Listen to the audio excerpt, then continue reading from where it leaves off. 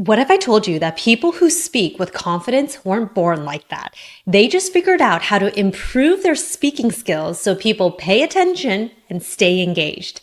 As an instructor at Columbia University, I'm going to share with you for the very first time the 4 things I did that transformed my own speaking. So you can now walk into any room, any situation in front of any kind of audience and know how to command their attention. By the way, the best part about it all, the freedom. No more fear or nervousness, just pure certainty of what to do and what to say.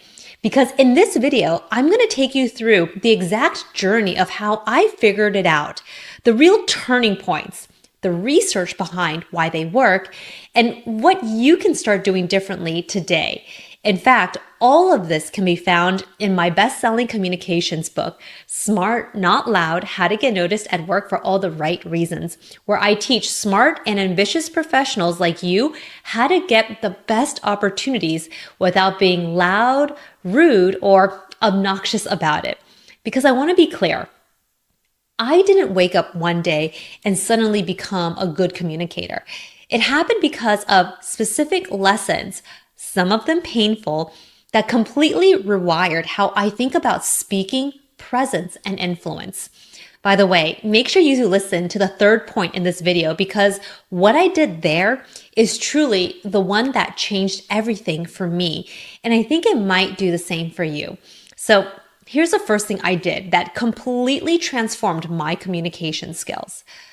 I stopped trying to impress people and started thinking about what other people needed to hear. Let me take you back to when I first started working on TV. I was young, I was ambitious, and honestly, I thought that in order to get people to respect me, I had to put on this armor of bravado so people would take me seriously at work. But here's what happened.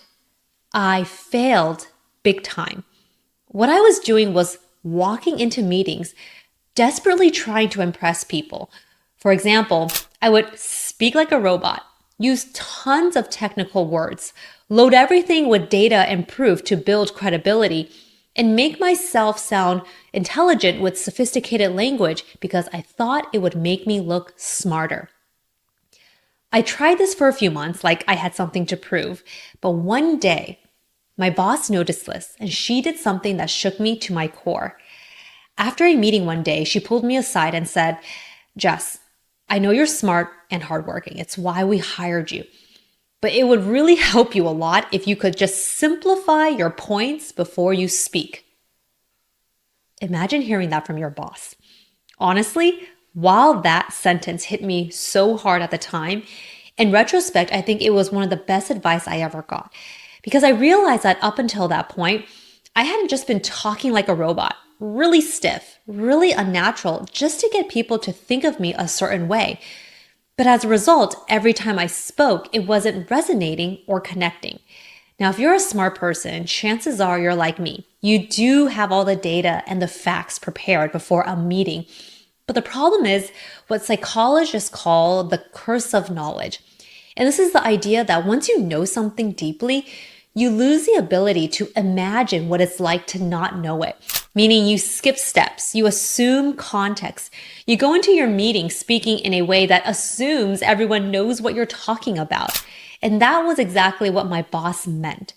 I needed to simplify my points, uncomplicate them, and really put others at the center of what I was saying. So here's what I actually did to change that. Before any important conversation or meeting, I would ask myself 2 questions. What do the people in this room already know? And how can I share my points in a clear and concise way? That's it. This was a huge reframe. And now all you have to do is go into your next meeting, not thinking you have to impress your boss, your team, or even your clients. It's what do they need to hear? And how can you say it in the cleanest and clearest way? In fact, I'll tell you, when you start speaking like this, impressing people will happen because they actually understand the point you're making. Which brings me to my next point. The second thing that I did that completely transformed my communication skills was learning that how I said something mattered just as much as what I said. Here's something nobody tells you when you start out in your career.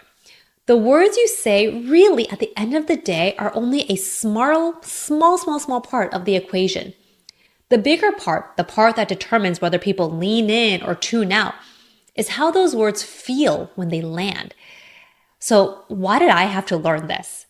Let me take you back to the kind of environment I grew up in. My parents were pretty traditional. They immigrated from Asia to the US for what? To achieve that American dream, in hopes of creating a better future for themselves and their children. And to them, that meant my brother and I, we had to work hard, study hard, get a good job, find a good career to have that success. But not once did they ever talk about learning the importance of communicating, or more importantly, how to communicate. They never talked to me about politics of work or how to influence people. So you can imagine when I started working, it was a huge culture shock, just trying to figure out how to speak in a way that was both professional and authentic. And truly, what I realized was communications, it is about words, but that's not everything. And that's when I realized I needed to rethink this.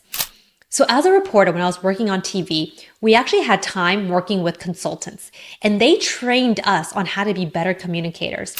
One day, the consultant I was working with told me that adjusting my tone could help me develop more executive presence and give me more gravitas.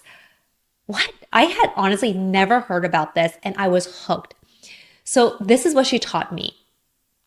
Your tone has 5 elements. There is your pitch, how high or low your voice is. Your intensity, how loud or soft your voice is. Your rate, how fast you're speaking. Your inflections, what words you want to emphasize. And finally, the quality of your voice.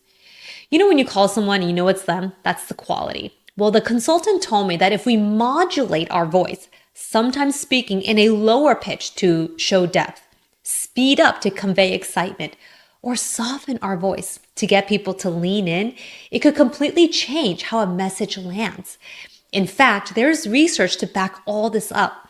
In 2014, a study published in the Psychological Science magazine found that intentional vocal variation can make speakers measurably more persuasive and memorable, even though the content of their message was exactly the same as a monotone delivery. So that completely changed. Just that modulation compared to a monotone can completely change the impact, even though the